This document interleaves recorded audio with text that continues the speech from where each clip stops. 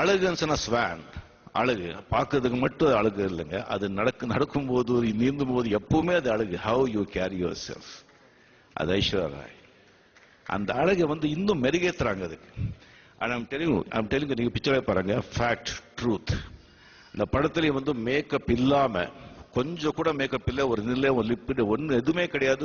ஒரு சீன் வருது, she is more beautiful without makeup, but unfortunately she takes 1 hour, 1.5 hour to de-glamorize herself. Super person. And அவர் Kathak dancer, எனக்கு dance தெரியாது. அவர் முன்னாடி திஸ்திங் ஆடும்போது அவ்வளோ கோஆபரேட் பண்ணி அவர் திஸ்திங் இது பண்ணாங்க. ஈவன் அந்த காதல் இதுல எனக்கு ஒரு மாதிரியா இருக்கும். Is an artist, is a born artist. What is that? எனக்கு அவர் பார்த்தாலே இல்லை, எனக்கு அமிதாப் பச்சன் அங்கே நின்றுட்டு ரஜினி கபர்தார் அப்படி இருக்கும். அவர் வேற, நம்ம ஆளு வேற. அவர் பெரியவர் போகும்போது ஒரு 2 மணி நேரம் அப்படியே ஐ மீன் நான் ஓகே அப்படியே fantastic person. And A.R. Rahman sir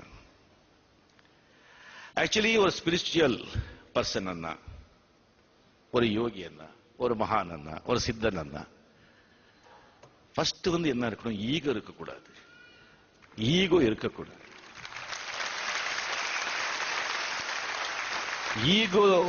ஈகோவை கிரஷ் பண்றதுதான் ஸ்பிரிச்சுவாலிட்டி.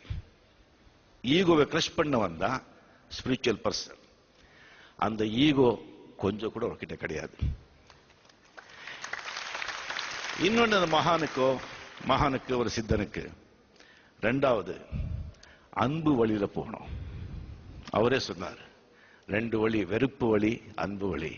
நான் அன்பு வழியை தேர்ந்தெடுத்த, அன்பு வழியை போயிட்டு இருக்கேன்னு சொல்லிட்டு, லவ், பாத் ஆஃப் லவ், அது ரஹ்மான்.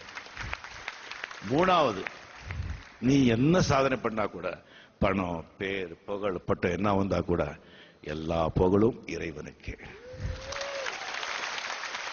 ஈகோ கிடையாது. Love path, surrender to God, divided. So he சித்தா, ஒரு யோகி, ஒரு மகான்.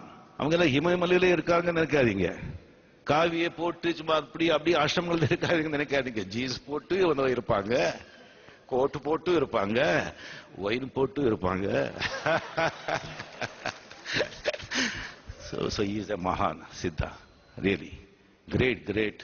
ரஹ்மான் மாதிரி ஒரு ஆளு, ஒரு இது நம்ம தமிழ் மக்கள் மத்தியில நம்ம கூட இருக்காங்கிறத மிகப்பெரிய ஒரு விஷயம். இந்த மாதிரி வைரமுத்து சார், எம்ஜிஆர் சார் அவருக்கு வாலி அவர்கள் எப்படியோ அதே மாதிரி எனக்கு வைரமுத்து சார் அவர்கள். அவர் எழுதிய சில வார்த்தைகள், சில வரிகள், அதெல்லாம் நினைக்கும் போது எனக்கே ஒரு இன்ஸ்பிரேஷன், எனக்கே ஒரு இன்ஸ்பயரா இருக்கு. அதே மாதிரி ராண்டி சங்கர் சொன்னாங்க, இவருக்கு நேரம் இல்லை, இந்த வெற்றி விழாவில் இன்னும் நான் இதா சொல்றேன், ராண்டி மாதிரி ஒரு கேமராமேன் பார்த்தது கிடையாது, மனுஷனையும் நான் பார்த்தது கிடையாது. சங்கர் சொன்ன மாதிரி அவர் மட்டும் அவர் கோஆபரேஷன் இல்லைன்னு சொன்னா 4 வருஷம் ஆனா கூட இந்த படம் முடிஞ்சிருக்காது. அதே மாதிரி சாகு ஃபேண்டாஸ்டிக்.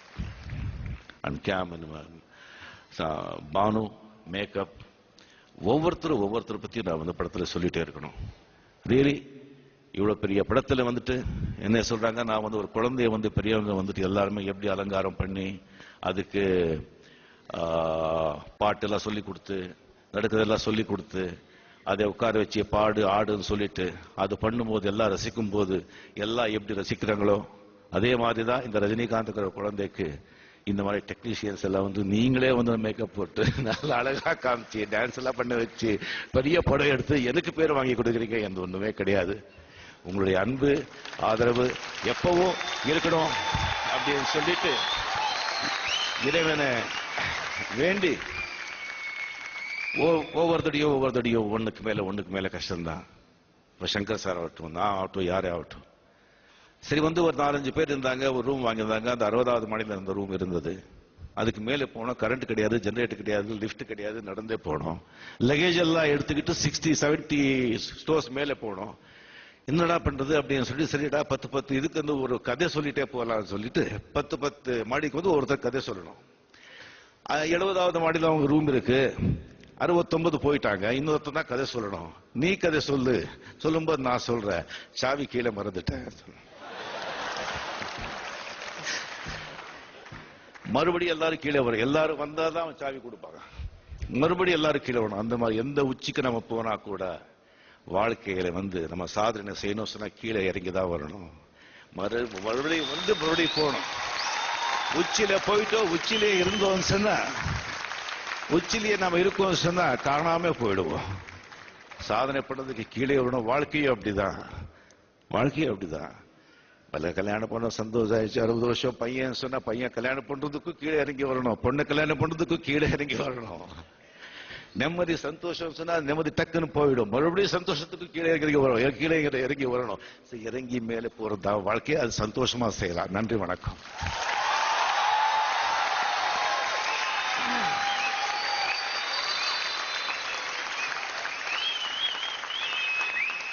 நன்றி, நன்றி ரஜினி சார். அன்புள்ள ரசிக பெருமக்களே, ஒரு முக்கியமான விஷயம் இனிமேதான் ஸ்டேஜ்ல வரப்போகுது.